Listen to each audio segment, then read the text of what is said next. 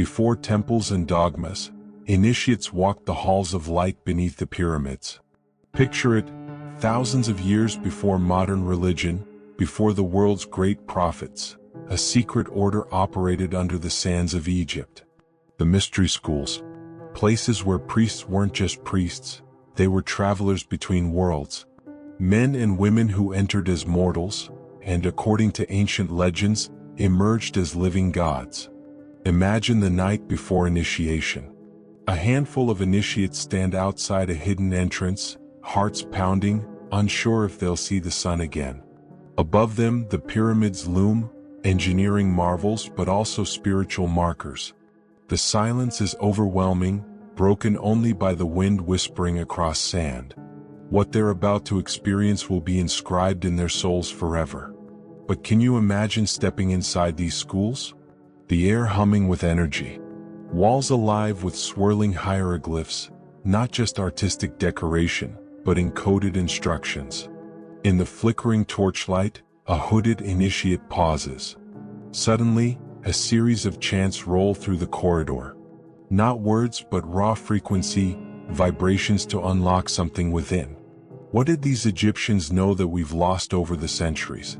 And what kind of knowledge could transform an ordinary person into a son of God? Let's begin with a puzzle, a story most people never hear in history class. A young scribe finds himself before a massive stone door deep underneath a temple. No key, no lock, only a carved image, the Eye of Horus. Teachers tell him this is not just a symbol but a map, a diagram of consciousness. He's told, to enter you must become the Eye. See with the vision of a god. What does that mean? The answer isn't obvious. He stands, waits, breathes.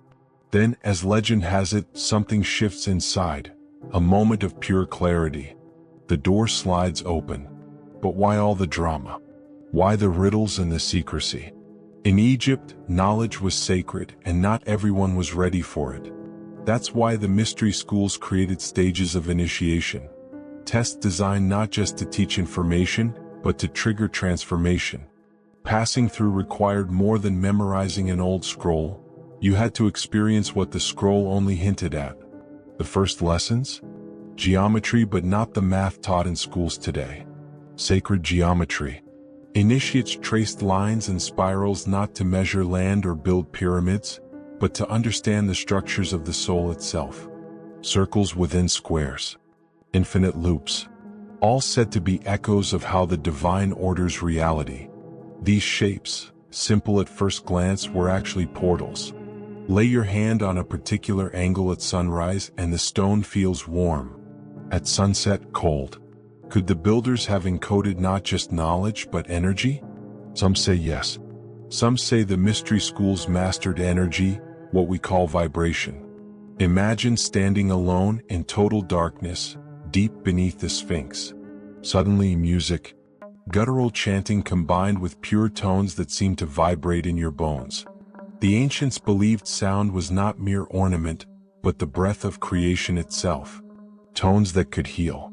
Frequencies that could shape memory, alter perception, even open invisible doors. Osiris's resurrection wasn't just a dramatic myth. It was reenacted in flesh and spirit by the initiated. The Osiris myth especially aimed higher than story. The dying god. The passage through the underworld. The triumphant return. Initiates of Osiris weren't just witnesses. They became Osiris. They faced death in the crypts, let go of their mortal identity, and emerged alive, marked as twice born. Imagine the psychological impact. Students walked in trembling, clutching what they knew. They walked out changed. The echoes of centuries-old rituals still linger in those vaults, waiting for those sensitive enough to notice. And just when you think the transformation is complete, there's another secret waiting. The Pharaoh wasn't born a god, he was made one. Ascension rites at dawn. Priests gathered on the rooftop temple, their robes glistening with dew. The candidate stood between two pillars facing the rising sun. Ancient words spoken over him, some in languages no longer understood. Did he feel like a god? Maybe. But the real shift happened deep inside, out of sight of the crowd. Do you remember who you were before birth? A question whispered in the dark. Rumors say some initiates remembered. Others would claim visions of past lives or travels among the stars themselves. But is that all just fantasy? Modern science scoffs. Imagine superstition. Yet archaeologists still discover crypts and chambers covered in symbols nobody can fully translate. Structures aligned so perfectly with the stars that our best computers still can't model the construction methods. Why the precision? Why the obsession with cycles, measure, rhythm? Could these designs support rituals where the mind tunes to the cosmos, making communion with a higher reality not just possible but predictable? No wonder the mystery schools were restricted. Not open to the public. Knowledge guarded for centuries. Would you have what it takes to enter? Some say enrollment began with a simple challenge. Enter the tomb. Spend a night in pitch darkness. If you survived, if you faced your deepest fears, the next day teachers presented you with a riddle or vision. Some faintly described images appear in old papyrus, figures turning into falcons, merging with the sun. Stories swirl of initiates confronting visions, shadows, their own souls reflected back through strange mirrors. Days later, some reappeared in public, altered, emitting an inner glow others could not explain. What's the point? Transformation. Leaving behind a frail identity for something timeless. That leads us back to the Eye of Horus, the guide, the compass. It's more than a logo, it surfaces everywhere in the school's teachings. Experts now decode it as a complete diagram of mystical faculties: perception, intuition, memory, imagination, willpower, and the link to cosmic wisdom. Look closely. Every part of the eye matches a region of the human brain. Did the Egyptians know this, or did they stumble onto something deeper than science has yet mapped? Some believe the answer is in vibration. Everything is energy. Ancient texts, dusty but clear, tell how initiates learn to use sound, words, chants, intervals, to cleanse body and mind. Today, science finds some support. MRI scans reveal chanting impacts brainwaves, even hormonal balance.